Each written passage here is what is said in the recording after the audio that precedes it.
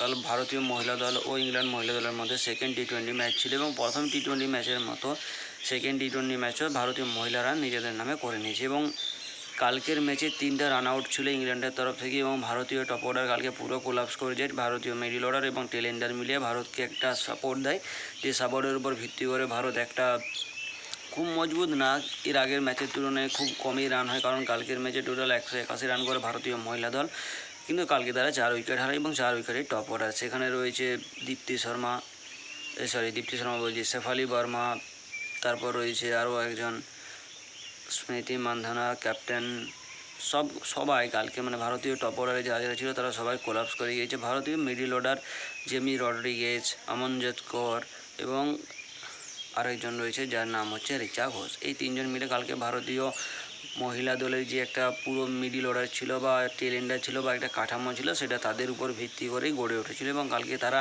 সম্পূর্ণভাবে আগের ম্যাচে তারা ততটা প্রভাবিত করতে পারেনি, কালকের ম্যাচে কিন্তু তারা সেই যে একটা কমতি ছিল সেই কমতিটা পূরণ করে দিয়েছে। অপর দিক থেকে ইংল্যান্ডের তরফ থেকে তো আমি তো বুঝতেই পারছি না, ইংল্যান্ডের না টপ অর্ডার চলছে, না কালকের ম্যাচে মিডল অর্ডার চলেছে, না টেল এন্ডার চলছে। এর আগের ম্যাচে তো না হয় মিডল অর্ডারে সামলে দিয়েছিল নটসিভার ব্রন, কিন্তু কালকের ম্যাচে তো সেটাও আসেনি। অর্থাৎ কালকের ম্যাচে 3টা রান আউট, এখান থেকে আমরা বুঝতে পারছি যে ইংল্যান্ডের মহিলা দলের মধ্যে মিসকমিউনিকেশন হয়েছে এবং ভারতীয় মহিলা দল পুরোপুরি বিশাল রকমের ফিল্ডিং করেছে। অপর দিক থেকে ভারতীয় যে বোলিং অ্যাটাক রয়েছে, তারা নাল্লাপুর রেড্ডি নামক নতুন একটা অস্ত্র ভারতীয় মহিলা দলরা তাদের ঝুলি থেকে বের করেছে এবং সেই অস্ত্রের যে মোকাবিলা করতে হয় বা যে ঢাল দরকার সেটা কিন্তু ইংল্যান্ড মহিলা দলের কাছে নেই।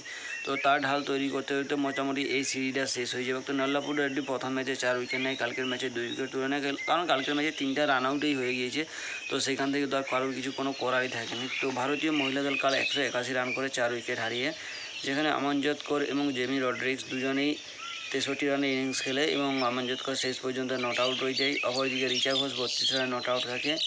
অপরদিক থেকে ইংল্যান্ডের তরফ থেকে Lauren Bell 2 wicket, Lauren Filer 1 wicket এবং এমি আর্লট 1 উইকেট তুলে নেয়। তো ইংল্যান্ড মহিলা দল যেভাবে রান চেস করে এবং যে রানটা তাদের সামনে ছিল, খুব বড় টার্গেট তাদের জন্য ছিল না, কিন্তু ভারতীয় মহিলা দল লাস্ট দুটো ম্যাচে যেভাবে বোলিং প্রদর্শনী আমাদেরকে দেখিয়েছে, তো অসম্ভব রকমের সুন্দর বোলিং প্রদর্শনী আমরা দেখেছি ভারতীয় মহিলা দলের কাছ থেকে। তো কাল ইংল্যান্ড মহিলা দলের মধ্যে তাসমিন বিয়মন্ট সর্বাধিক রান করে 54, সোফি এসলেস্টন 35 এবং অ্যামি জোন্স 32 রান করে। অপরদিকে নাল্লাপুর Reddy 2 wicket, Amanjot Kaur 1 wicket, Deepti Sharma 1 wicket এবং 3টে রান আউট হয় এবং 3টে রান আউটই অসম্ভব রকমের সুন্দর হয়। রান আউট এমনিতেই সুন্দর এবং ব্যাটারের জন্য বেদনাদায়ক, কিন্তু আমাদের কাছে অ্যাজ এ উইনিং টিম আমাদের কাছে রান আউটটা ভীষণ রকমের সুন্দর ছিল। অপরদিকে আমি কালকে বলেছিলাম যে জিম্বাবুয়ে যদি সাউথ আফ্রিকার এগেনস্টে ম্যাচ জেতার চেষ্টা করে, তারা 100% বা 99.99% এই ম্যাচটা হারতে চলেছে এবং হয়েছেও তাই। কাল জিম্বাবুয়ে যদি ম্যাচটা ড্র করার চেষ্টা করতে, তাদের কাছে আরও একদিন সময় ছিল, কিন্তু সেই সময়ের মধ্যে আশা করি সাউথ আফ্রিকা তাদেরকে আউট করে দিতে কর্ম্যান বোস ভাই অসম্ভব রকমের বল করে দেখিয়েছে এবং কালকে সে যেভাবে এই প্রথম ইনিংসে রান করে কালকের ম্যাচে উইকেট, বাপরে বাপ। আজকে ভারতীয় পুরুষ দলের মধ্যে ও ইংল্যান্ডের পুরুষ দলের মধ্যকার দ্বিতীয় টেস্ট ম্যাচ শুরু হতে চলেছে। তো আমরা আশা করি ভারতীয় পুরুষ দল এবারে তো বোলিং লাইন আপ অন্তত ঠিকঠাক করে রাখবে, বাকি বাদ 3টা বেজে 30 মিনিটের পর থেকে রাত 11টা বেজে 30 মিনিটের আগে পর্যন্ত সব আমরা জেনে যাব।